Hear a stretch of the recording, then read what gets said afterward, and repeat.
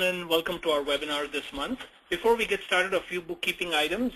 The presentation will begin shortly and go on till approximately 1 p.m. And as in prior webinars, Thilan has agreed to stay on for a bit after 1 o'clock in order to answer any additional questions, etc. The slides and the recordings will actually be available at the end of the presentation. Please log into your Malibu account to view them. And please keep your telephone or microphone muted at all times. Only unmute yourself to ask questions. If you've dialed into the conference by phone, you must have entered your audio pin. I can only unmute you if you do so. For those of you who prefer to ask questions by instant message, there is a chat window. Please ask your question there. Thilan has indicated that he welcomes dialogue and questions, so please ask your questions and share your comments as you have them.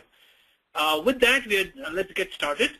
Today, we are delighted to have Dr. Thilan Ganegedara to talk with us about are you as safe as you think you are on the internet? Thilan is a software engineer at Cisco Systems working on network security, high performance, and next generation firewalls. His interests are in network security, high availability systems, and context-aware networks. He obtained his doctorate degree in electrical engineering at the University of Southern California in 2013, and his bachelor's degree at the University of Pennsylvania, at the University of Peradeniya in Sri Lanka in 2008. And with that, I am going to turn it over to Thilan. Thilan? Yeah, thanks, Sridhar. Hi, everyone. Thanks for joining. Sridhar, do you see my webinar console on the desktop? Or? No, I don't. Okay, good. Go ahead. Yeah. So, my name is Thilan, like Sridhar said.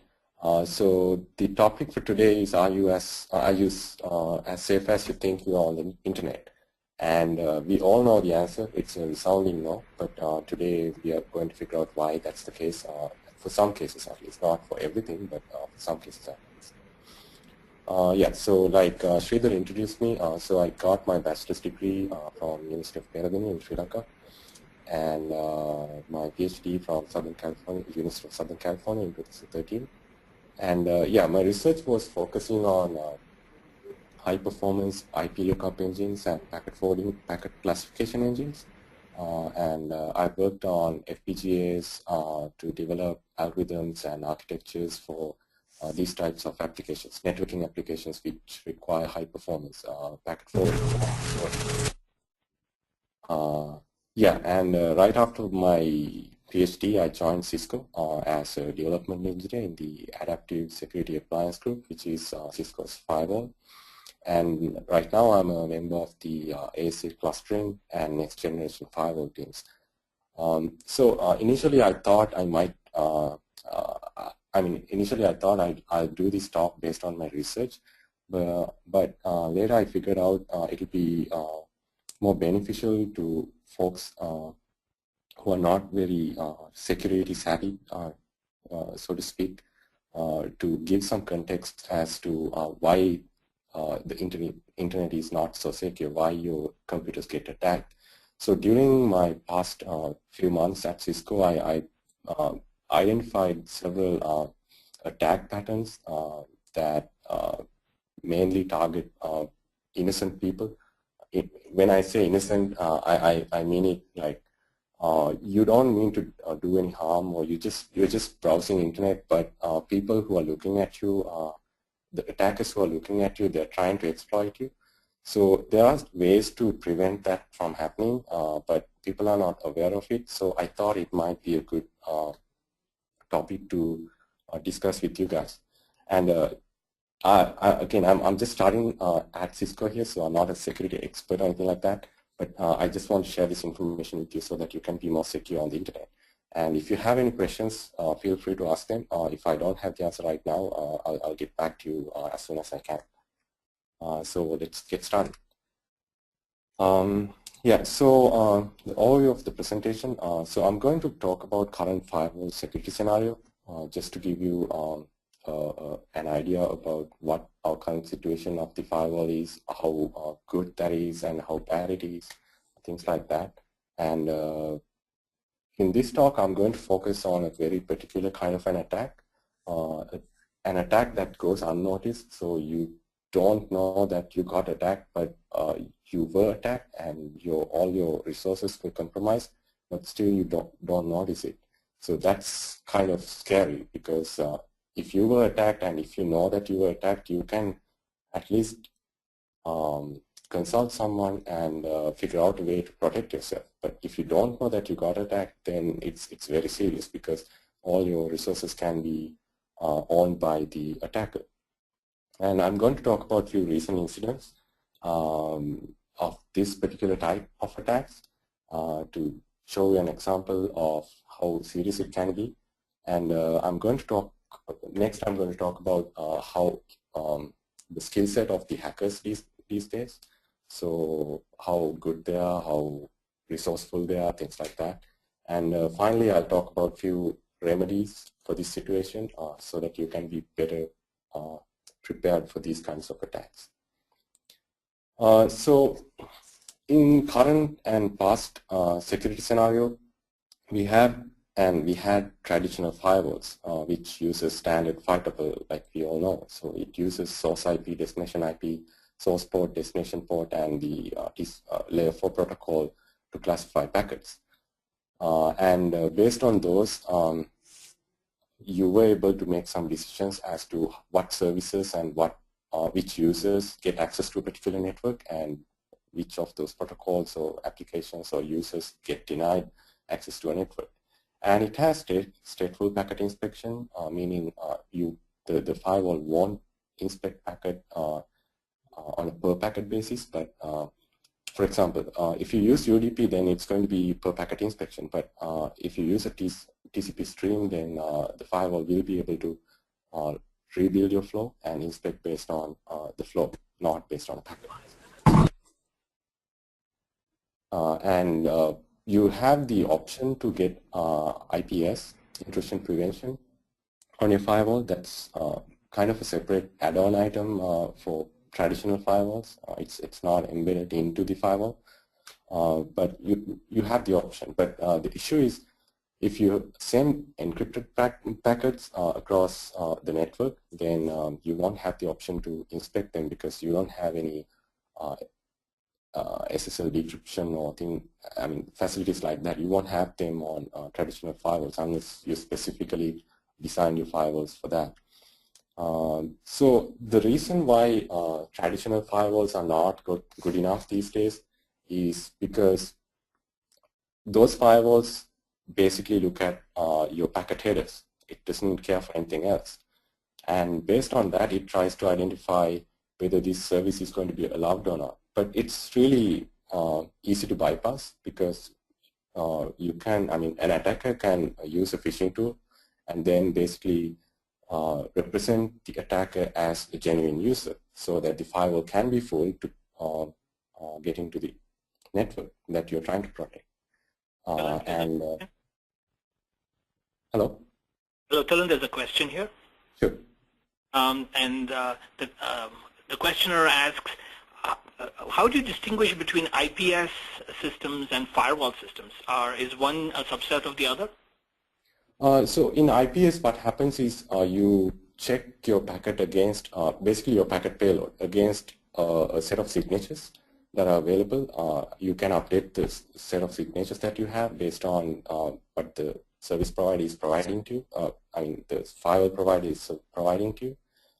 So you check your payload against those signatures and check to see whether there's any malicious pattern or anything like that that is available there. And in traditional firewalls, you don't check the payload. You just check the packet headers and make the decisions based on that. Okay. For those that asked the question via chat, if you want to follow up, please unmute yourself or send me a follow-on question. Thanks, Thilan. Sure. Yeah, so like I said, phishing can be used to represent someone as someone else. So it's not really a good identification scheme to use IPs and ports to identify users and applications in the current networking scenario. So what's next in line? If these are not adequate, what are the other options that people can go to protect themselves? So there's this thing called next generation firewalls. Even though it's called next generation, it's actually for this generation, so it's a misnomer, I guess. But in next generation firewalls, what happens is in traditional firewalls, you had access only up to layer 4. That is to say, you were able to classify packets based on your layer 4 protocol, whether it's TCP or UDP. But in next generation firewalls, you have access to all the information that is available in the packet. So if you take the traditional networking stack, you'll have access up to the layer 7 data. So you basically have information about the entire transaction that's happening in the network for a given flow.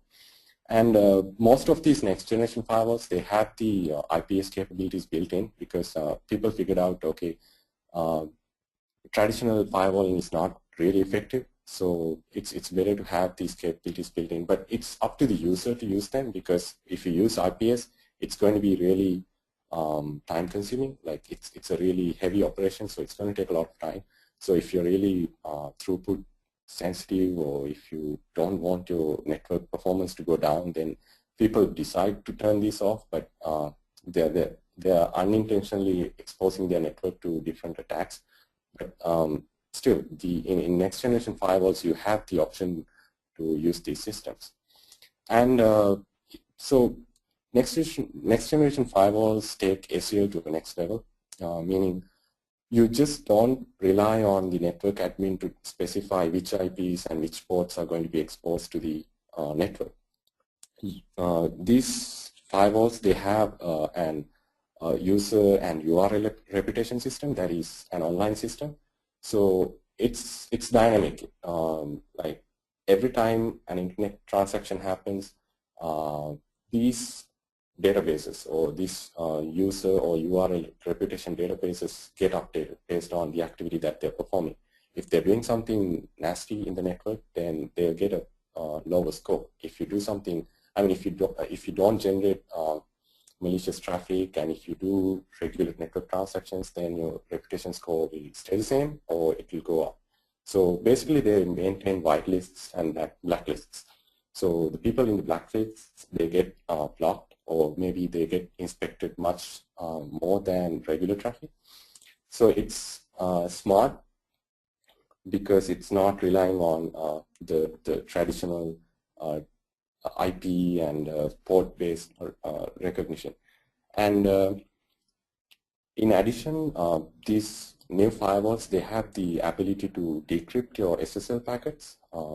Like if you encrypted your packets, the ASA has the ability to decrypt it and inspect the inside of it. So even if you were communicating across a SSL link, still your traffic will be inspected, and if you're trying to do something that will damage your network, then it will be blocked by the firewall. These are all good features to have, but it really doesn't solve all security issues. And this is generic. Like you won't be able to find a product that protects you 100% from attacks. That's for sure. And it's really a two-part responsibility. So you have a firewall, and it doesn't mean that you won't be protected against the attacks that the firewall can prevent you from being attacked. Just because you have it, you have to be smart enough to configure it so that you could configure the firewall and make your network users aware of these situations so that they can proactively participate in this network campaign. So suppose for an example, you had a web server that you decided to run in your network, but you intentionally opened all your services. Like you intentionally ran all the services on the web server without blocking them. Some of those services you might use, but some of them you might not use. And if the attacker knows that, I mean, if there was a vulnerability in one of those services, and if the attacker identifies that you're running that service on your network, on your web server, then it's easy to break into your system. So things like that. So I mean, it's not really foolproof. You have to participate in network security if you want to be protected. Yeah, so today I'm going to talk about a special kind of attack. It's called waterhole attacks. It's very similar to the waterhole that we all know. I mean, consider a jungle. So all the animals in the jungle, they have a lake that they often come to. When they are thirsty, they come and they just drink water from that. And nobody suspects that. So every day they do that. Every day they come and drink water with their all fellow animals and all. But you don't know what's inside that layer of water. It can be this Mr. Crocodile. So the elephant comes and it tries to sip some water, but all of a sudden this crocodile comes and grabs its trunk. So in the networking scenario, it can be related to something that you do very regularly, like logging into your email account and maybe using Facebook, using LinkedIn or Twitter. So you go there every day and you receive the service that you request, so you don't have any doubts about it. But this particular one day, it happened to be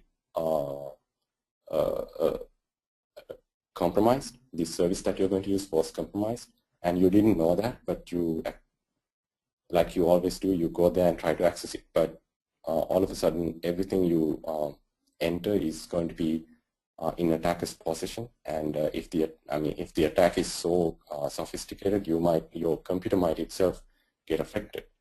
The difference between this picture and that scenario is basically, in this situation, you know that you got attacked because it's physical. You feel that, but in your scenario, like if you are accessing a service that you always access, but you got attacked, in that you won't know until you figure out, okay, something's going wrong, because, for example, you get a password reset notice that you didn't request.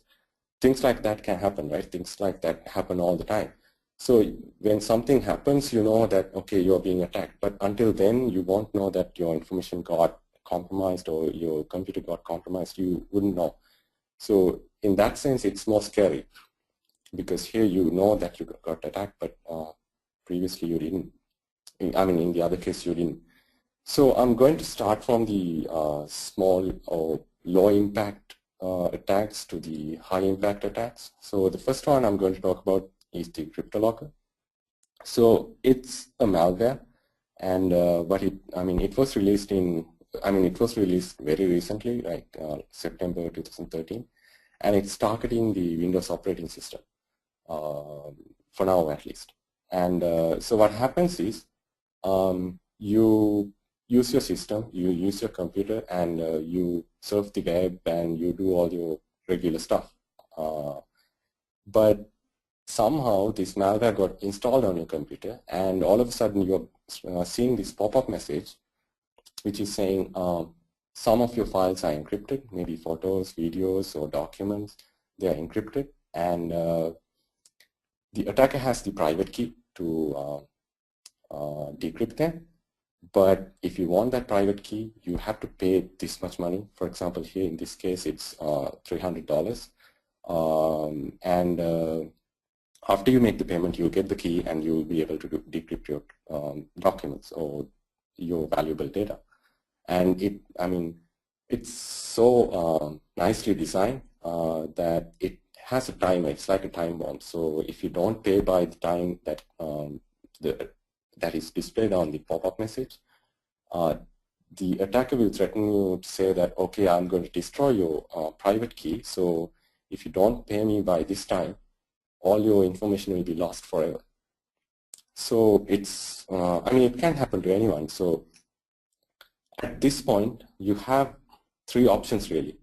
One is to pay the ransom and keep your files. You can get back all the information that you think you lost. And the second option is you don't pay, and you can lose everything that you had on your system. And the third option is you don't pay and you try to crack the code. It's not going to be easy, and most likely you won't be able to do it. So the third option is really another variant of the second options. So the thing with the CryptoLocker is it's not local to your computer. Suppose you shared a disk or let's say a network attached storage in your system, and you had access to that storage from your affected computer. The CryptoLocker will traverse the network and encrypt all the files, not all, but the videos, documents, and pictures and everything stored in those network attached storages. And some people use this thing called VM sandboxing. So basically what you do is you isolate your system from the host system, so that if something happens in your VM, you can just destroy it and recreate it. So that's a nice security mechanism. But what happens is, usually people try to share a folder from your VM or the sandbox to your host just for convenience, so that you can share files. What will happen is, so if the CryptoLocker started encrypting your files in the VM, the sandbox VM, that CryptoLocker will traverse through that share folder to your host system, and everything will be encrypted. So it can get really ugly at the end. So sandboxing without much protection, it's not going to do any good in this scenario. So, yeah. Question: are you going to talk a little bit about how this thing, got into the machine in the first place? Yeah, that's what I'm going to talk about right now. Okay. Yeah. So, how can one get affected by CryptoLocker? So, it's really not rocket science. So you have this website, or let's say there's a game coming on, like NFL or something like that, that you really like to watch, but you don't have the subscription. So you decide to stream it through some website that you quickly search for Google, and you find this website which says, okay, you can live stream this game through this link if you want to. So you don't care much because you are really interested in watching this game. So you click the link, and what you don't know is that people who provide these links, they don't check the credibility of those servers that they are listing. So when you click the link, it will take you to the website, and for you, it will look like that you're streaming the game. But what happens is the attacker has already compromised the server, and it has already embedded the malware in it. So unintentionally, when you while you're streaming, the malware got installed on your computer, and then it will start its job, which is encrypting the files on your system. So it's not something that you knew, but it's something that you think was safe, but it ended up being, it ended up doing a lot of harm to your system. So this is a very like a low impact type of attack that you might experience. Some of you might have experienced it, but yeah, so this is one. And the second one is DNS rerouting. So this is a little serious than the previous one. So when you type, like, let's say google.com, what's going to happen is it's going to send a DNS request to resolve your domain name to the IP address. So basically you have configured your DNS server, right? So from the DNS server you get the IP address of the domain that you're going to visit. And after that, you have the IP address, so you send the request to the server and you get the resource back. Resource will be a web page or a file or something like that, right? And so the attacker wants to bring down this abc.com network. But he finds that, okay, the security of this domain or the security of this server is really tough. I can't break in. So what can I do? So one option he has is, he thinks, okay, let me get a shot at the DNS server, try to compromise it, and through that I can get all the traffic that is coming to abc.com to myself. After that point, it's up to the attacker to decide what he's going to do with all this data, because if abc.com happen to be a very popular website, there will be a lot of users using it. So all the users' traffic will be redirected to the DNS, to the attacker's computer once DNS entry is modified. So the attacker succeeds in changing the domain entry for that particular abc.com, and it changes the IP to itself, which is the computer that is hosted by the attacker. And so at that point, when the user sends a request, all it will see is whatever the web page that the hacker is displaying, and yeah, so after that point, it's really up to the attacker, because he's controlling everything. It's not that your request goes to the to abc.com. It's just that all the traffic goes to the attacker's machine.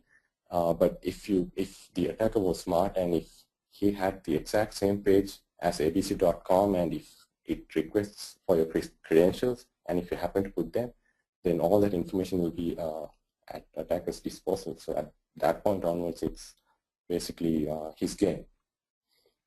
So you might think, we use these DNS servers every day. Every time you type in a URL, you use these DNS servers. So they're supposed to be secure, right?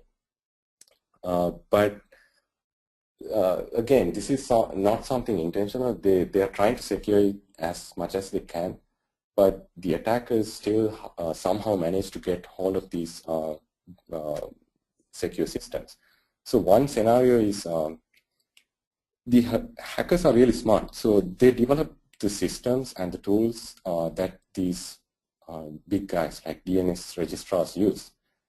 They make them open source so that everyone can take a look at the code, and they let it be famous so that every DNS registrar or any network admin start using them. But what they don't know is, when you install something, you don't really go through the code in and out. You just see see whether it fits your requirements, and you use it. If people are suggesting it, you might not care about the reputation of the software. Just for convenience, you start using it, right? But what happens is, attackers, when they develop it, they implant backdoors. And they also have these tool-specific URLs. For example, if you might have used this already, but you have these web page counters, visitor counters. So what happens is it'll show a map and show how many visitors you had from different parts of the world, right? And it's a nice thing to have. You can show that, okay, my website is being visited by these countries. So it's good. But what's not good is, so these particular links, these particular tools, they require you to embed a link on your website so that when they click on it, it will take you to the website that shows all the information about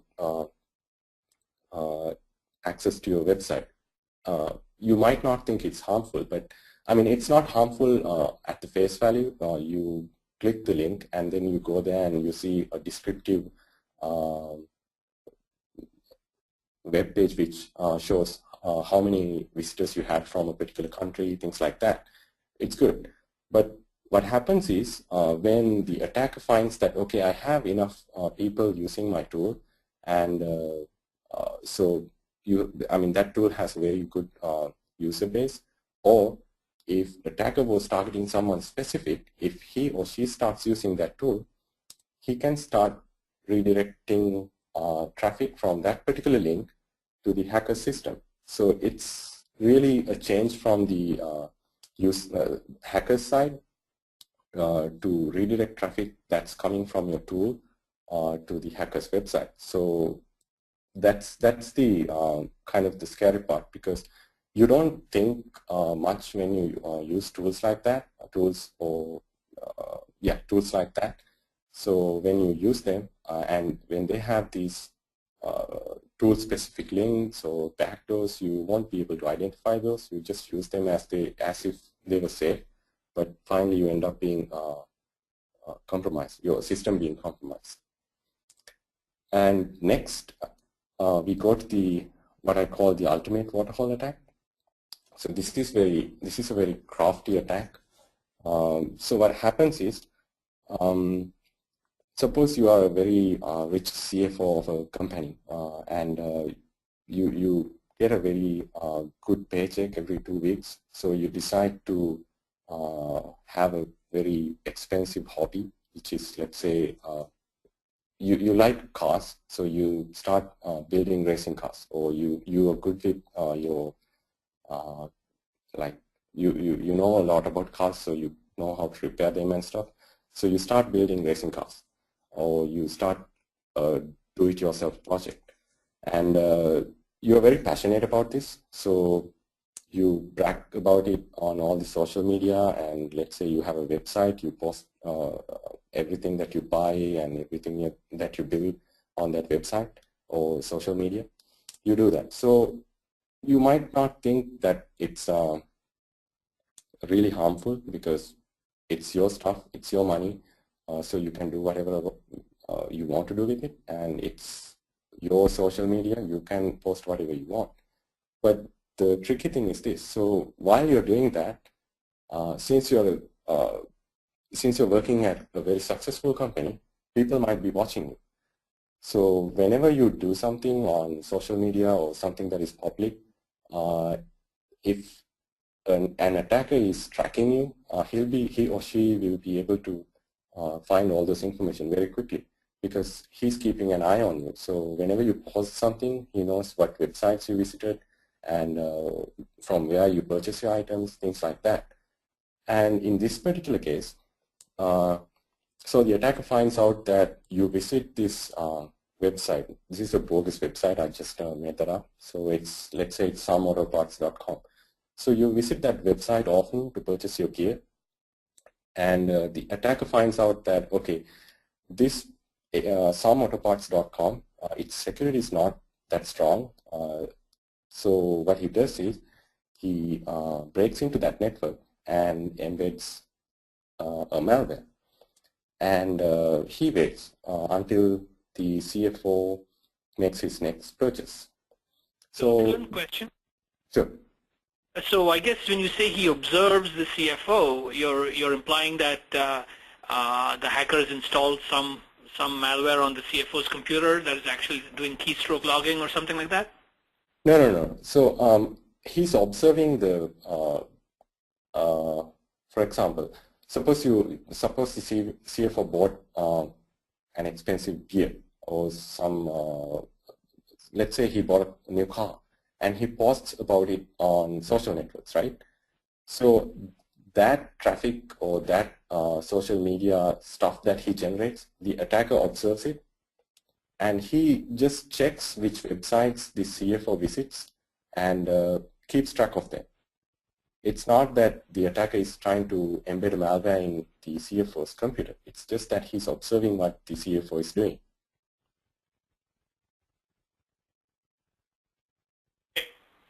Okay. So yeah, so he visits, the CFO, he buys stuff from someautoparts.com, and so the attacker finds out that it's not a very secure website, so let me hack it. So he was able to hack it, and he embeds the malware in it. And the next day, or maybe a week later, the CFO he thinks that, okay, I need to purchase this item, so let me check someautoparts.com. He logs in, but he doesn't know about the malware. So the malware is able to extract the login credentials from that someautoparts.com and send it back to the hacker. So the CFO is not aware of this. He just does what he does usually. He goes there, purchases some items, and then he's happy. So you might think, okay, what's the big deal? He lost his credentials. The CFO might lose the for example, let's say he was able to get the credit card information of this CFO. The attacker was able to get the credit card information of the CFO. It's not a big deal, right? I mean, he's a CFO, so he'll bounce back. but it can get really ugly in the sense that if the CFO was not really security concerned, if he was thinking lightly about security, just imagine the scenario. So he used to use all, the same credentials to log into all the website his corporate website, his let's say bank websites and everything. For everything, he happened to use the same password. And in the context of your company network, and if the company had single sign-on, which means when you give your credentials once, it will sign you in for all the services that are available to you inside the network, inside your corporate network. So if you have that facility, then what will happen is now the hacker has the credentials, right? So he logs into the system. Is there a question? No. Okay. So the hacker has the credentials. So he logs into the system, to the corporate network of the CEO's company. And from there onwards, it's like the hacker has access to all the services, all the documents, all the payroll data, all the, not maybe all the payroll data, but all the employee data, things like that, right? So those are some information that has to be kept confidential, and they need to be, they're not supposed to be known by outsiders, but the attacker got access to this through this waterhole attack. And the best part is, it's not the best part, but the scary part is the CFO doesn't know that he got attacked. So whenever the hacker logs in, everyone thinks, okay, the CFO is accessing the network, so it's fine. Let's give him access. But unintentionally, unknowingly, the CFO gave up his credentials, and now all the company data is in jeopardy. So that's sort of one extreme of the waterhole attack that can happen if you're not really careful. And most of you must be aware of the recent Target attack, and even at Michael's it happened. So that also was a waterhole attack. What happened was, so for all these point of sale devices, which is the device that you swipe your card on, so they get updated through a central server. So all the Target point of sale devices, suppose they receive updates every day, right? So you have this server, centralized server, which distributes the latest image or the latest patch to all these point of sale devices. Somehow the attacker got access to this server, and he updated the security patch with its malware. So the attacker was able to send the security update or the updated image with the malware built in. And so there's one waterhole attack, because this centralized server thinks, okay, I'm getting my information from the same point that I get my image or patch for every day, so I'm going to trust this guy. So it doesn't care about what's in there. It receives the patch, and it distributes the patch to all the point of sale devices. And this happened at the largest scale you can imagine. So Target is a very broad, it's distributed, right? So it's everywhere. So if you get hold of the centralized server that distributes all these patches, all the point of sale devices will get this malware. And what happens is, people go there, they purchase items from Target. You don't know that it's compromised, your point of sale device. You swipe your card, you swipe your credit card or debit card, and then you go home happily because you got the item that you wanted. But what you don't know is that the malware, it's designed such that when you swipe your card, it will process the transaction, but at the same time, it will send the credit card information back to the hacker. So that's how the attack at Target happened. So the central server got compromised, and because of that, the point of sales device got compromised, and all the users got compromised. So you can imagine the impact of such an attack. I mean, even now, I mean, Target had to go through a really rigorous process to establish their reputation, right? So they had to offer free stuff to customers, and they had to provide discounts so that they can gain back the reputation they lost. And financially, they had serious impacts. So this is about like the worst it can get. So you might think, okay, networks like, not networks, companies like Target, they're really big companies, so they must be using security best practices, right? So if that's the case, how can attacks like these happen? Because I mean, when you look at as an outside person, it looks so simple. But the real issue with network security is people really don't take it seriously. And if, for example, if a friend of yours comes, a colleague of yours comes and say, okay, I don't have access to this computer right now, can you log in for me? People will do that. It's not considered a big deal. So you type your password to your friend's computer and you think everything is fine. But suppose that friend of yours, he was, let's say, he had contacts with the attacker and he had the intention to infiltrate to this company network. So he's not going to reveal his identity, like he's not going to give up his credentials. So what he did was he asked his friend, and his friend came in, typed his password. So the friend of the attacker, he has the information, credentials of one employee in the network, so that the attacker can get access to the network. Apparently, this is what happened with Snowden. So he got the password. I mean, he was a contractor, right? So he didn't have access to all the confidential documents like other employees. So what happened was, I mean, what they say happened was he got the password from a colleague of his like this, and then he got access to all the documents that he's releasing right now. So that's one scenario.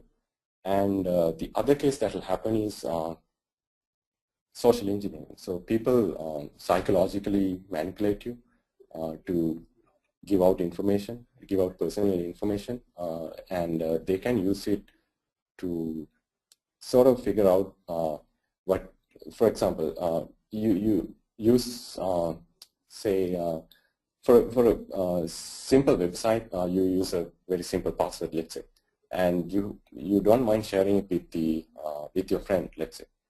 And this friend of yours, he was able to deduce some information about you. I mean, how you design a password, how you format your password, things like that. He happened to learn that. And with that information, he can kind of guess what your password is going to be for a different website. So in that situation, I mean, that's some form of social engineering. You can unknowingly give information that should be kept private to other people when you're not very careful.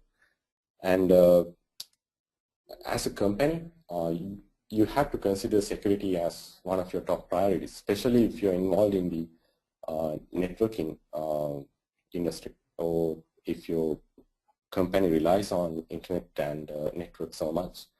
So recently there was an article by FireEye, which is a security company. So what they're saying is they informed Target on November 20th, while the attack was happening, while the attack has started happening, but apparently Target didn't pay much attention to that. So that's how it got into such large scale. But again, the argument was that companies like that, or companies of that scale, they receive notifications like this very frequently and maybe on a daily basis. So they didn't pay much attention to this particular flag that FireEye raised. But the thing is, if they did pay attention to it, or if they at least considered that red flag, and if they observed what's going on in the network, they could have stopped this, stopped the attack at a much low level without having to be attacked for so long. It went on for like 1 month or so. So it was really, it didn't end well for them, at least. And you have to be up to date with security, because security is something that's evolving, right? So attackers don't stay the same, the networks don't stay the same, so you have to adapt to the change. So if you don't do that, then it's unavoidable. So, yeah. Excellent question. I think the issue here is not so much the being up to date with security, right? I mean, it simply points out that within any organization there are people who, I guess you just need one person to sort of click on the wrong website and suddenly the whole system can come down, right? Yeah, that's true. But I mean, in the case of Target, right? So if the people were made aware of it before they start swiping all their credit cards, or let's say there's some hacking going on right now, and it's let's say to Twitter, let's say, and you know that it's being attacked, so you don't go there. You don't visit that website and give your credentials. But if you don't know that, then what will happen is you don't care. You just go there and log in as you usually do. But the attack is going on, so your credentials were taken by the hackers. So in that sense, staying up to date helps, but it's not going to solve it. There's a question here. The questioner asks, can you cite any examples where very useful open source tools had embedded backdoors in them that were then subsequently exploited by the hackers? I don't have specific examples, but I can certainly check that out. But I mean, there was one particular incident that I know of. It's the visitor counter. So when people visit a certain website, there's this counter. So there was one case where this tool-specific link, so when you click on that map, you go to a certain link, right? So that link had a redirect to an attacker's website. So there's this particular incident that I certainly know of, but I don't have any tools, any names of the tools. But I'll get back to you on that. So as an attacker, I mean, what can be their motives, right? So they are doing very serious damage to companies and even to us, right? So what are their motives? One is getting their name out there, so just to show that, okay, I can do this. And some people, like, I mean, for example, the Syrian Electronic Army, they are a very famous hacker group. So they have compromised BarackObama.com, New York Times, Twitter, Facebook even. So they have done all of it. And what they're trying to do is they're trying to spread the message. You can check their website, the wiki link. It has all the attacks that Syrian Electronic Army conducted and what their motives are. So they're trying to spread their message. And another reason is identity theft. For example, if you have your personal information, right? Address, social security number, and maybe your car information, things like that. You don't want any other people to know. But if someone is interested in your personal data, then they can hack into your system and get that information so that they can use it against you. And the other reason is monetary gains. So if you steal someone's information, you can blackmail him. And in the case of CryptoLocker, you just hold their information and then ask for ransom. And if you don't comply, they'll just, they won't do anything, but you won't get your files back. So it's you're losing anyways. Thilan, there's a question here. Most of the attacks that you described seem to share something in common. The victim doesn't recognize they're being attacked.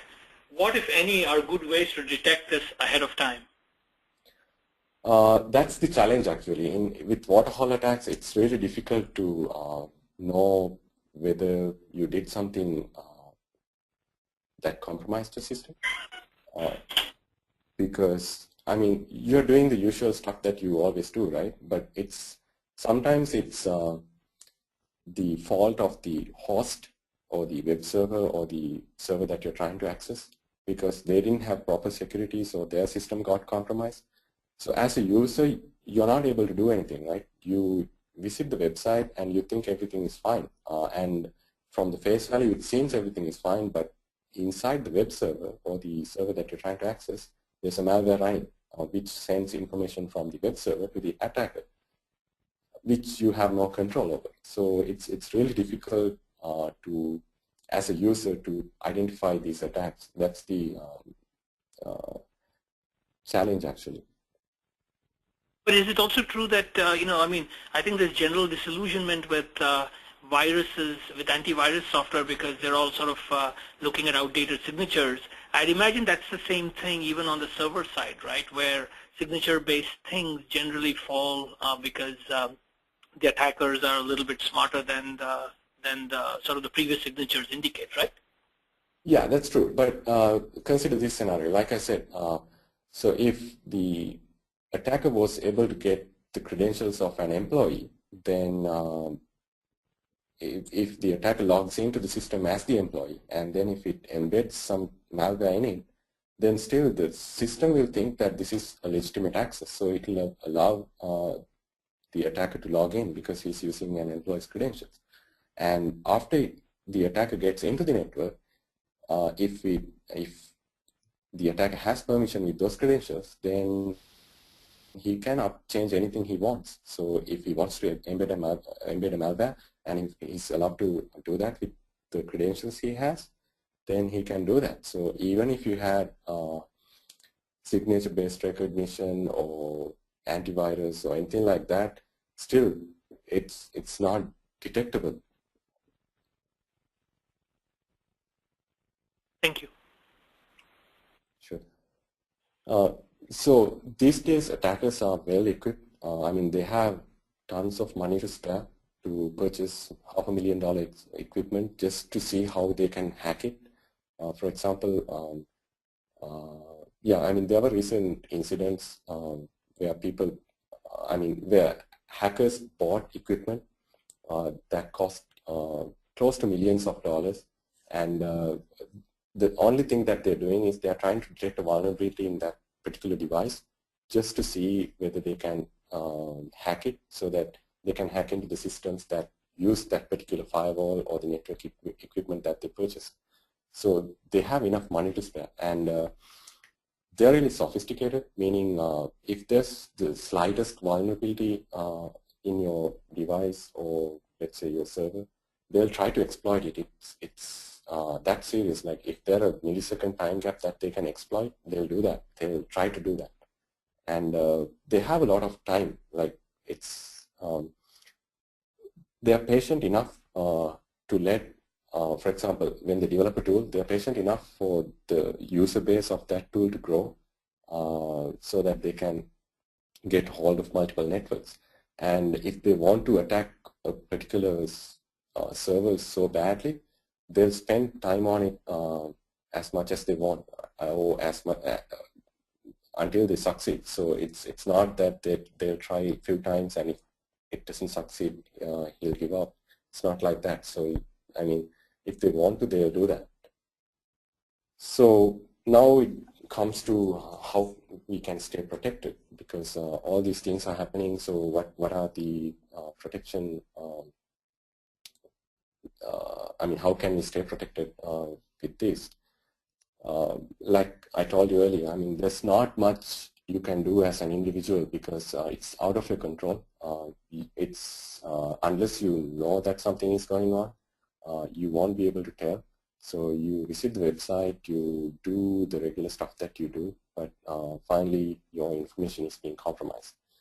But what you can do is, so it's always a good idea to keep your operating systems up to date, because if they're a zero-day threat, if the people who are developing the OS, if they release a patch to that, get it as soon as you can, and keep your antivirus software up to date so that you have the latest signatures. You can check against all the traffic that is coming in. If there's a threat, it will block that. And I mean, if it is, I mean, I know it's a burden to use multiple passwords and multiple usernames to different websites, but it really pays off, because if one of your passwords or one of your usernames got compromised, like if the attacker got hold of those information, he'll be able to access only that particular system, but not the others. So I mean, if possible, try to avoid password reuse and avoid simple passwords, because they're really easy to guess. I mean, recently we had the Adobe attack, right? So in that they revealed what the most popular passwords were. They were like ABC123 and Adobe 123 or 123456. So they're really easy to guess, and attackers will try that for sure. So it's good. It's a good idea to use some combination of symbols and numbers and small letters, capital letters, things like that. And some of you might know, for example, Google offers this facility called two-factor authentication, which is like, even if you give your password, username and password, it won't let you in until you verify that you are the genuine user. So what it does is it for example, sends a text message to your mobile phone if you have configured it that way, and you have to give the verification code in order for you to get access to your Gmail account or any Google account. So if it is there, use it, because it's going to it's going to be a deal breaker if something is going to happen to your account. And like I said initially, if you're not using some services, turn them off. If you don't know about them, turn all the services off and use only what you need, and turn them on a need basis. And yeah, staying up to date on security related news, it helps, because if something is going wrong in a particular network, you can avoid using it. If you unknowingly try to access it and give your information, you basically give out all your credentials and everything. So it's good to stay up to date. Thilan, can I just jump in here for a second? Since it's 1 o'clock and people who need to leave, thank you for attending, but please do fill out the seminar survey form that you will get an email, and that helps us improve our seminars as well. For those of you that can continue to stay with us and ask questions, etc., we'll continue on for a few more minutes. Sorry, Thilan, please go ahead. Okay. So as a company, there's a lot you can do. You definitely have to adapt security best practices, because if you don't do that, you're not only jeopardizing your network, you're jeopardizing all the customers that you have, and it can be really damaging to you. So very basic stuff. Don't use plain text. Encrypt your data at all points, and then keep your security appliances up to date. Meaning, apply all the security patches that you get, and if your budget allows, use web security and email security so that the employees won't be able to access websites that are listed as, the URLs that are in the blacklist. The employees won't be able to access those. And as companies, you let people, use their removable media like USB sticks and like that. So if the user brings it to his work, and if he uses the same flash disk at his home, and if it happened to host some malware, then it will create a nice botnet in your company if you didn't have these policies. So it's a good thing to have. Like when you use removable media, there's some tests that you should run for using them, things like that.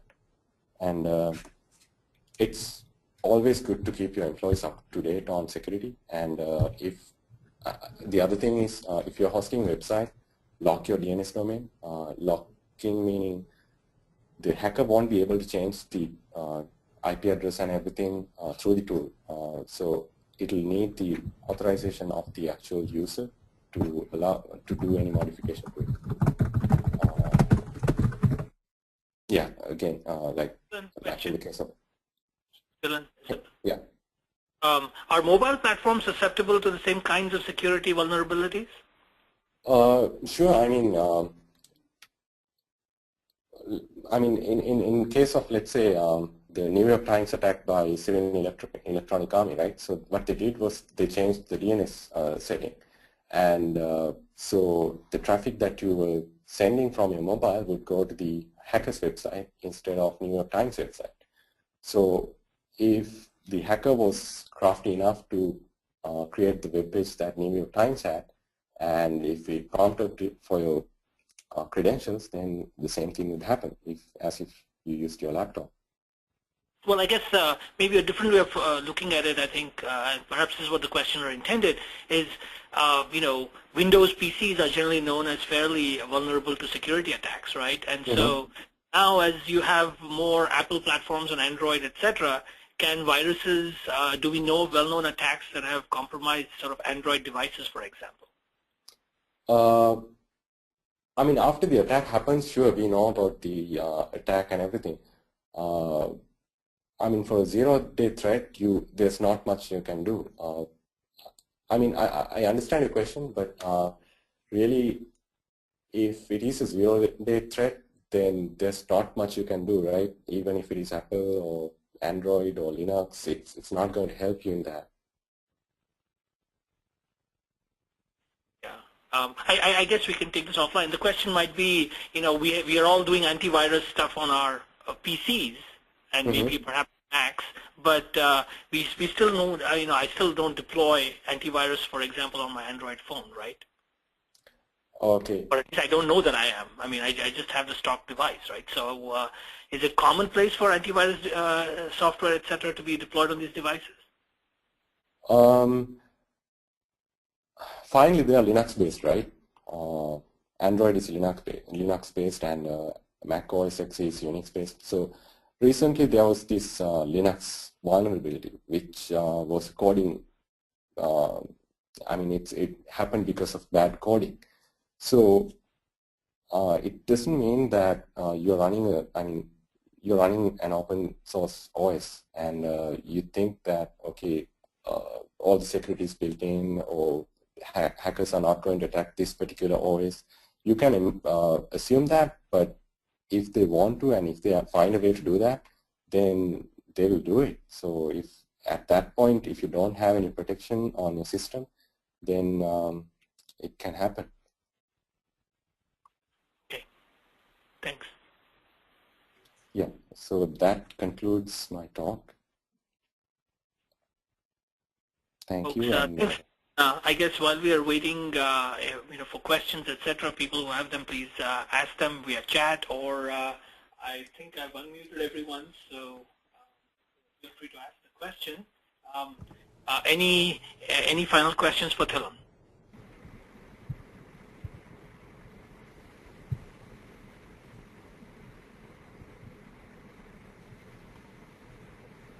Okay, I guess I'm not hearing any questions. For those that feel like asking questions later on, please, I think Thilan's coordinates are listed on the slides, or else forward me your questions and I'll forward them on to Thilan for a response. I guess, you know, please unmute your headsets, microphones. We do this tradition here, you know, for thanking Thilan to take time out of a schedule to come and give us this talk. So thank you, Thilan, and so will all of you please unmute your microphones and telephones and give Thilan this virtual clap. Thank you so much, Thilan. I guess our next seminar is going to be on April 18th when Yoon Kyung Lee is going to give us a talk on, let's see, on autonomic thermal management in data centers. See you all on April 18th. Thank you so much. Thanks, Thilan. And the recordings and slides will be online shortly. And, you know, please fill out the seminar so that we can continue to tune this program. Thank you so much. Bye-bye. Thanks.